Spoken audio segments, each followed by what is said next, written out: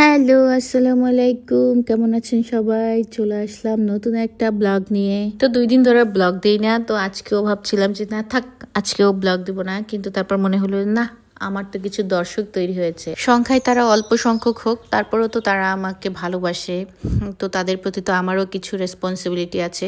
তো চলুন আজকে আমি আমাদের একটু হোম ট্যুর দেই। তো এই যে দেখতে পাচ্ছেন আমাদের ঘর, ঠিক তার পাশেই হচ্ছে আমার ছোট চাচার ঘর। আর আমার বাবা চাচারা কেউ বেঁচে নেই, তারা ইন্তেকাল করেছেন। আল্লাহ তাদের ভেস্তে নসিব করুক, সেই দোয়া করি। আর এই যে দেখেন, 2 ঘরের মাঝখান দিয়ে একটা সুয়েজ খাল চলে গেছে। আর এই খাল দিয়ে একটু হাঁটতে হাঁটতে সামনের দিকে গেলেই আমার মেজো চাচার ঘর। তো এই যে মেজো চাচার ঘর, এই ঘরে কোনো মানুষই নাই, তালা দেওয়া। ওনারা ঢাকায় থাকে, কেউ কেউ দেশের বাহিরে থাকে। তো এই যে মেজো চাচার ঘরের পাশে যে ঘরটা দেখছেন, এইটাও একটা চাচার ঘর। ওনারা ঢাকায় থাকেন পরিবার নিয়ে। তো এই যে আরো একটা চাচার ঘর, ওনারা সবাই ঢাকায় থাকতো, এখন গ্রামে থাকবে, তার জন্য এই যে ঘর বাড়ি তৈরি করছে। তো এই দিকে যে ঘরগুলি আছে তারা কিন্তু এই গেটটা দিয়েই বের হয়। সামনের দিক থেকে বের হওয়ার জন্য সামনের গেটটা ব্যবহার করা হয়, আর পিছন দিক থেকে বের হওয়ার জন্য পিছনের এই গেটটা ব্যবহার করা হয়। আর এই যে দেখতে পাচ্ছেন বাড়ির ভিতরের দিকের একটু ভিউ।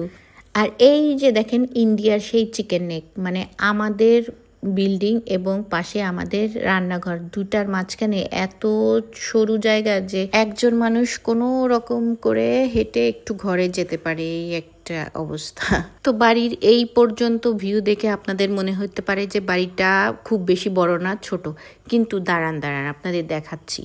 এই বাড়ির সীমানা শুরু হয়েছে রাস্তার ওই পার থেকে, অর্থাৎ বাড়ির সামনে রাস্তা, তারপর থেকে এই যে কিন্তু আরো অনেক জায়গা। তো বাড়ির পিছনের দিকেও কিন্তু অনেক বড় জায়গা, বিশাল জায়গা। সেটা কিন্তু আপনাদেরকে এই ব্লগে দেখাচ্ছি না, কারণ একটা ব্লগে এই বাড়িটা পুরোপুরি আপনাদের দেখানো সম্ভব না। তো নেক্সট কোনো একটা ব্লগে আমি দেখানোর চেষ্টা করব বাড়ির পিছনের যে অংশটা, সেটা। তো যাই হোক, ঝড় বৃষ্টি কিন্তু নেমে দিয়েছিল। ঝড় বৃষ্টি যাই হোক, রান্না বান্না তো করতে হবে। তো এইদিকে আমি হচ্ছে চিকেন রান্না করছিলাম। তো মাটির চুলায় রান্না করা কিন্তু একটু ঝামেলা, মানে কালি খুব হাতে লাগে, যে জিনিসটা আমার খুব বিরক্ত লাগে। তাছাড়া আমার কাছে খুব একটা খারাপ লাগে না। তো এখনো জামরুলের সিজন না, কিন্তু দেখলাম গাছে অনেক জামরুল ধরে আছে। আর এই জামরুলগুলো কিন্তু আমার ছেলের অনেক পছন্দ, তাই আমি কিছু জামরুল পেড়ে নিলাম। কিছুদিন আগে দেখিয়েছিলাম এই পুকুরের পানি একদম ফেলে দেওয়া হয়েছিল, একটু বৃষ্টি হয়ে কিন্তু সেই পুকুরটা আবার ভরে গেছে।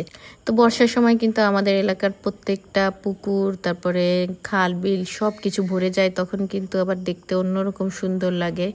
তো এই দেখেন একটা ফল, আমি জানি অনেকে বলতে পারবেন না এটাকে কি বলে, আর যারা জানেন তারা কিন্তু কমেন্ট করে আমাকে জানাবেন এটাকে কি ফল বলে। তো বেশ অনেক বছর পর কিন্তু এই ফলটা খেয়েছি। তো এইদিকে সন্ধ্যা হয়ে গেছে, এখন আমি একটু সিমাই রান্না করছি আমার বাচ্চাদের জন্য। আমার মেয়ে আর ছেলে সিমাই খেতে দেখলাম ইদানিং খুব পছন্দ করছে, তো প্রায়ই আমি সিমাই রান্না করি। এইদিকে দেখেন আমার ছেলে খেলনা পাতিলের যে ছোট্ট পাতিল থাকে, সেই পাতিলে সে হচ্ছে সিমাই খাবে।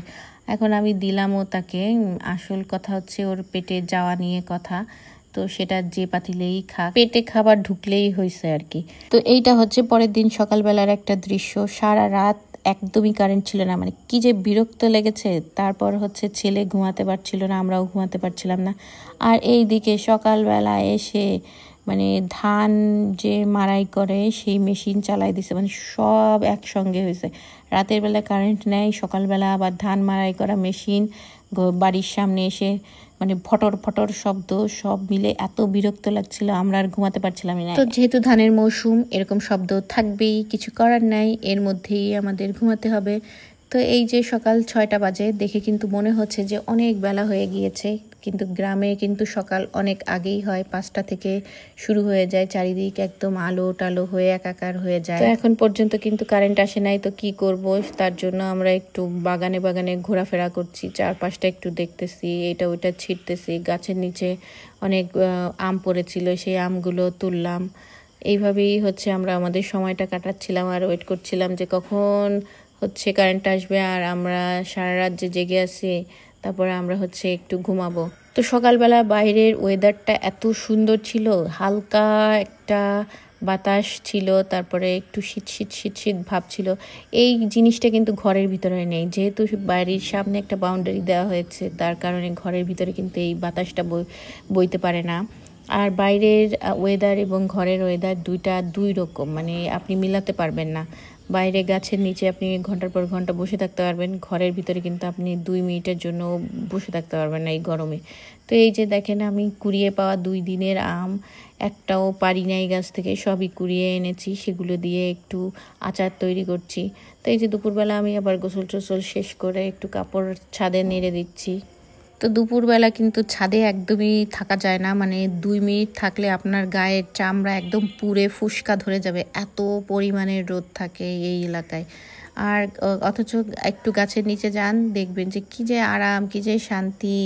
তো এই যে কুড়িয়ে পাওয়া আমগুলো দিয়ে আমি একটু আচার বানাবো, তার জন্য আগে একটু হলুদ লবণ মেখে শুকাতে দিয়েছি। আর এই যে দেখেন, আমাদের ছাদের পাশেই হচ্ছে একটা আম গাছ, আর এই আম গাছে প্রচুর আম ধরে এবং এই আম খুবই মিষ্টি এবং খেতে খুবই মজা লাগে। কিন্তু একটাই সমস্যা, পোকা ধরে যায়। তো এই যে দেখেন, এখনই পোকা ধরে গেছে।